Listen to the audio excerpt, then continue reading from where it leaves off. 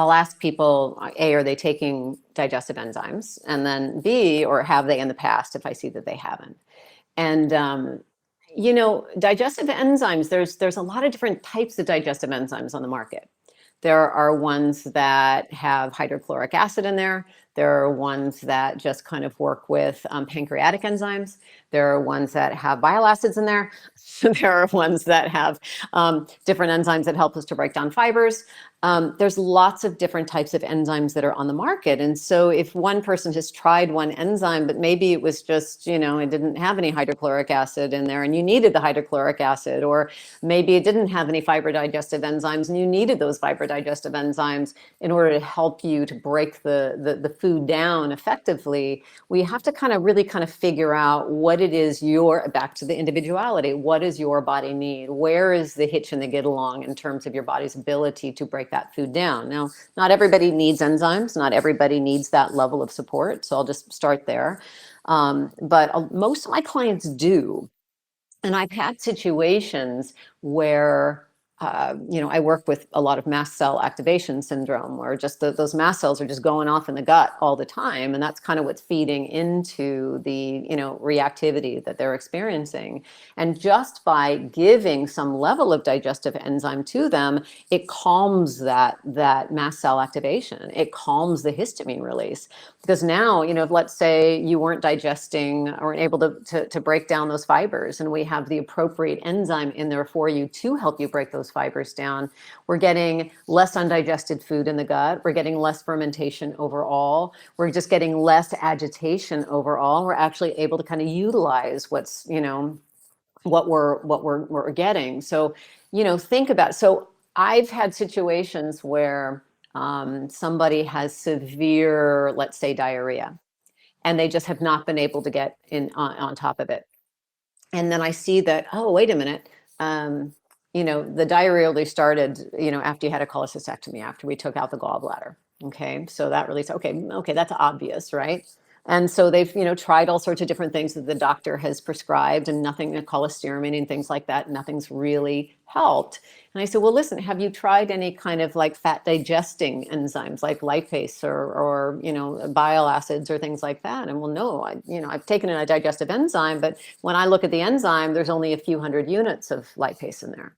So just by bringing in additional lipase, just by bringing in some level of bile acid to help, we start to see that they can then, help themselves digest that fat. And look, all of a sudden we don't have the diarrhea anymore. And, I'm kind of using that. That's a little more obvious because they just had the cholecystectomy, but I will assess that in all of my clients, right? So, I'll listen to what foods actually feel more problematic to you?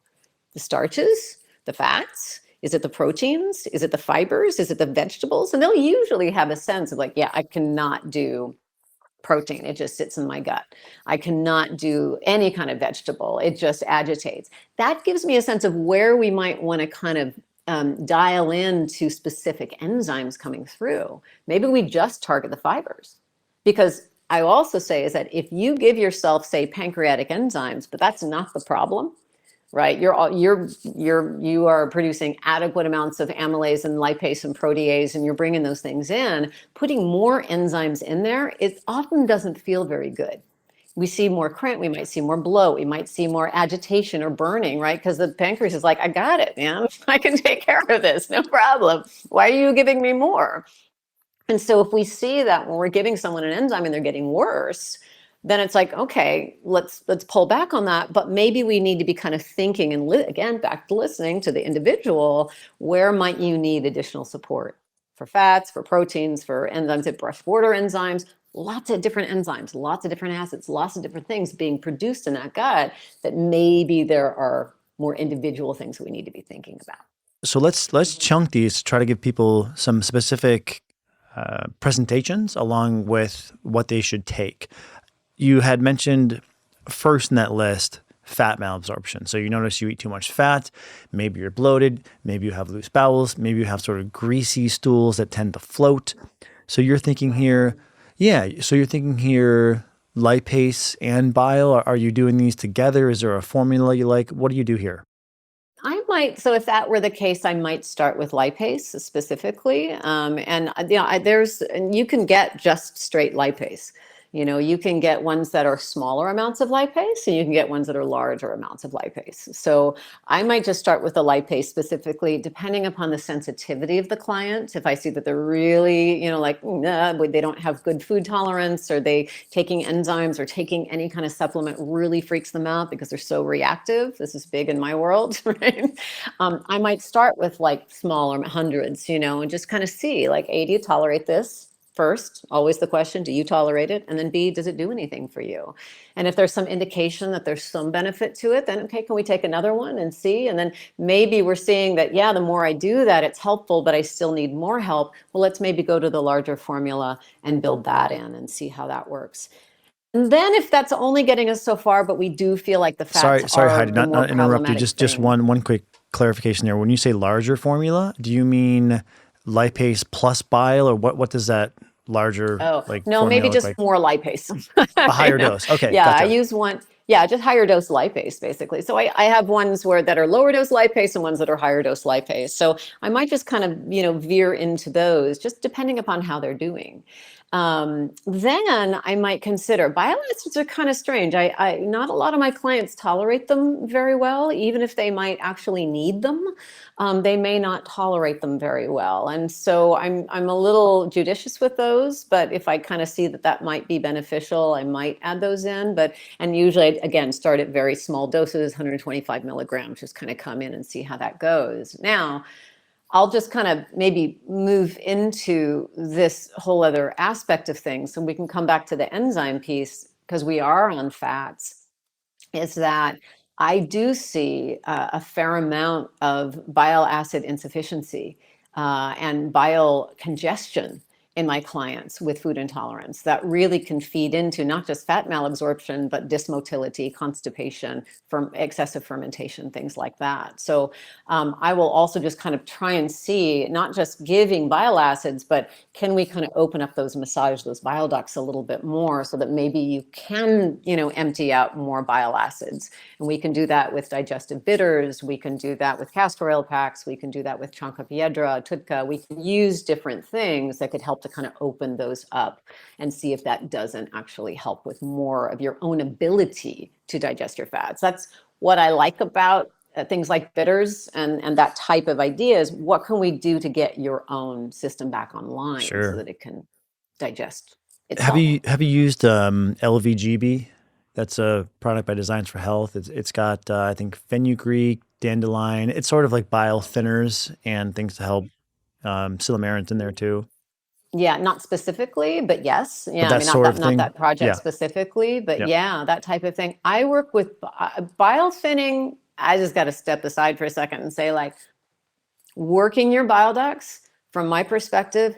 And once I learned this, maybe a few years ago in my practice, this has really become a really key area for me.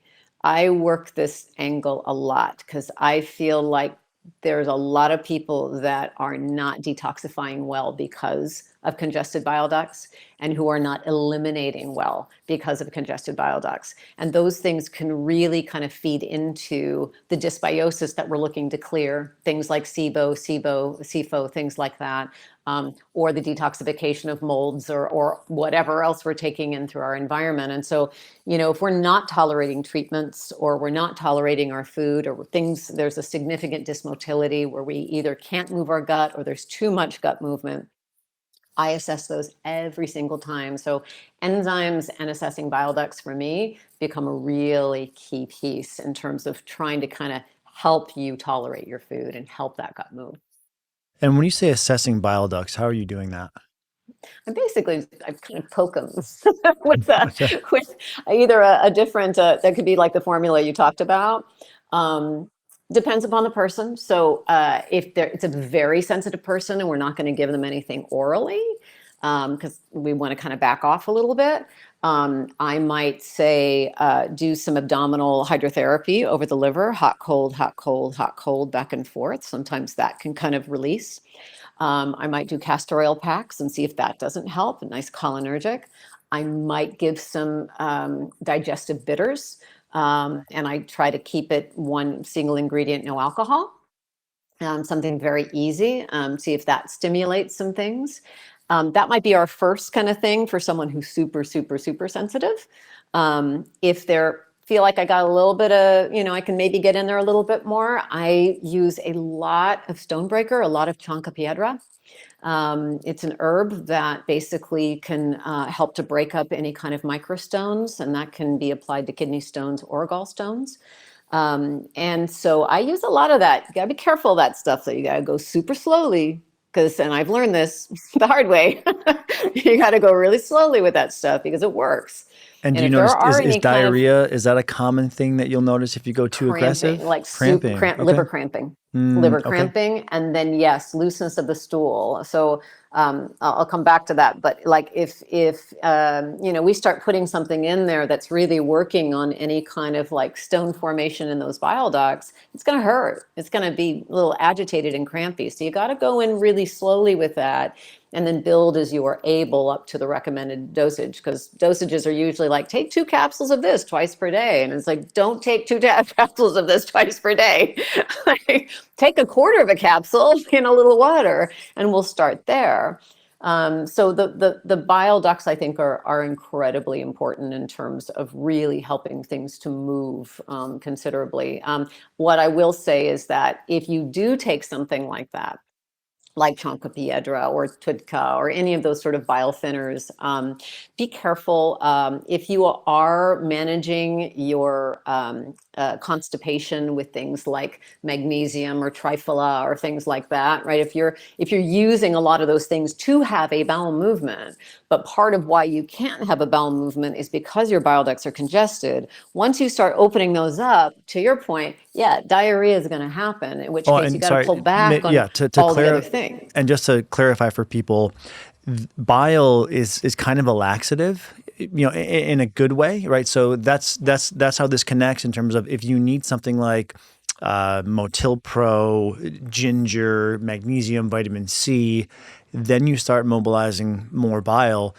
It might not actually be that you're having a negative reaction to the bile thinners or flowing agents. It could be you need less magnesium or vitamin. And that's a key thing. It's that what we would hate to have happen is someone thinks, ooh, it gave me diarrhea, bad, I'm going to stop. So just to keep your feelers out for that, guys. Yeah, because we want to assess that. Like when I'm assessing somebody to start and I might ask them, do you have constipation? And they say no. And then I look and I see that they're on 3 different prokinetics and magnesium and vitamin C. And I go, well, wait a minute, what happens if we take that away? Oh yeah, no, I've got constipation. And it's like, okay, you're managing, better to have the bowel movement. Like you've got to keep that flowing.